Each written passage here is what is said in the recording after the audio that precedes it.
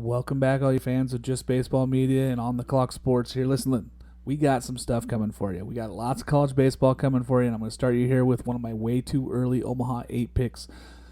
Oregon State Beavers, man. 48-16-1 as an independent last season. I got a couple hats up here. What do we got? Oregon State. We got Benny the Beaver. Listen, Oregon State and Coach Mitch Canham returned to Omaha, and it was huge. It was huge for Oregon State. It was huge for the West Coast to see so many teams there. Them, UCLA, Arizona getting out there was nice. Like, it was good to see the mix of college baseball getting back. Oregon State has just shown time and time again in the last 20 years that they are one of those top elite programs, and I think that they make another run in this season.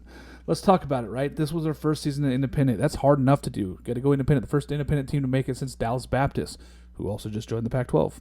But yeah, you're talking about teams that it's really hard to go out there and play an independent schedule without playing any conference teams. They also got a national seed, which is just crazy to think that you're going to put out there and say an independent squad goes out there and gets a national seed. That's how good this team was. Now, did they lose some offense? Yeah, but they probably have the best returning rotation in the country coming back as far as starting pitchers, and they lost some guys in the transfer portal. But in the 2026 season, they've brought in some talented guys. They have a really key players returning. I'm going to go through some of those guys right now, but, you know, if you're looking at one guy to pinpoint, Dax Whitney, if you guys haven't paid attention yet, he's going to be a 2027. He could be the number one pick in the 2027 draft. If he was going out this year, he might be in that mix also, although it's mostly position players that have been really good. The dude is a big right-handed kid, throws 4 pitches for strikes. He dominated a Louisville team that was very, very good down the stretch, and he dominated them in Omaha. If you guys have to go back and rewatch that one. Dax Whitney's a stud. But let's talk about some of these other players. A.J. Singer, he wanted to go to a team, be really good, and get to Omaha. He did that in his first season in Oregon State. He returns.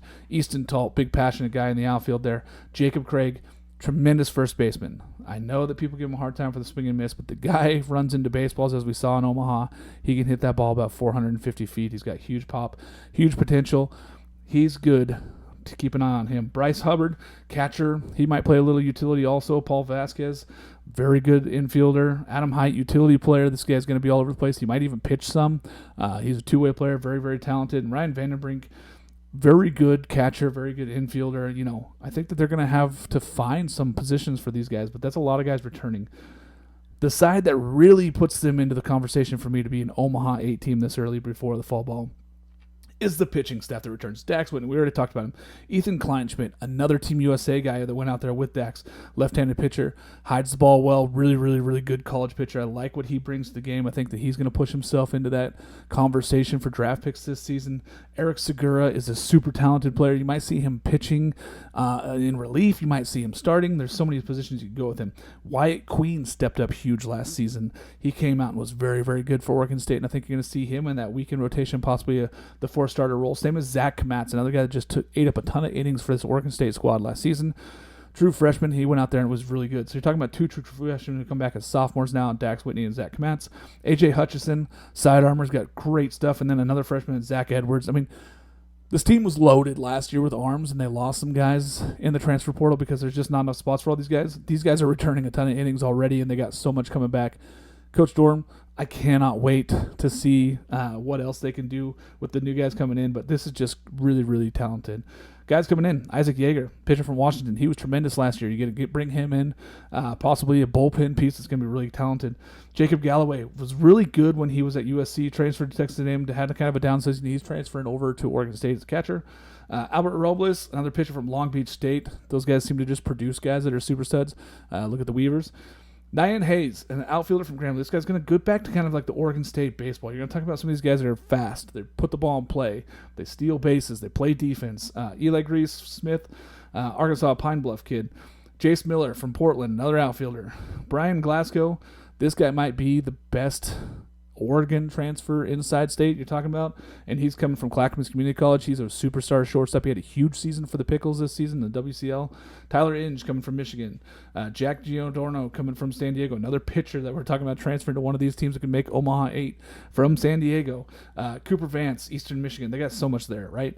And then you're talking about the freshmen that they have coming in. I'm just going to talk about the 3 guys here that are in the top 100, and Ethan Porter, Mason Pike, and Josh Proctor. These are 3 guys that could have been taken earlier. Mason Pike was projected to be a second rounder for a long time. He drops in there, right-handed pitcher, shortstop, Proctor infielder, Porter third baseman. These guys are going to get opportunities to play right away. I think that they're very excited. The biggest thing that I want to see is, can these incoming freshmen, can these transfer pitchers kind of mesh to what Oregon State is? We saw it last year when Iva Arquette showed up. He meshed to what Oregon State is, and I think that we see an Oregon State of old, like with a little bit more pitching, a little bit more defense, a little bit more putting the ball in play. We saw it at the end of the season there for Oregon State. People really love to get the ball back in play, not relying on the deep ball. I think we're going to see a little bit more of that. Rich Dorman's done a tremendous job with this pitching staff. Cannot wait to see what more he does. Mitch Canham has done a great job recruiting these guys and getting these guys ready. I think that you're going to see a whole staff that's bought into what Oregon State is. You're going to see a crew that's ready for it, a second year in independent. It'd be really hard for me to say that Oregon State does not get back to Omaha.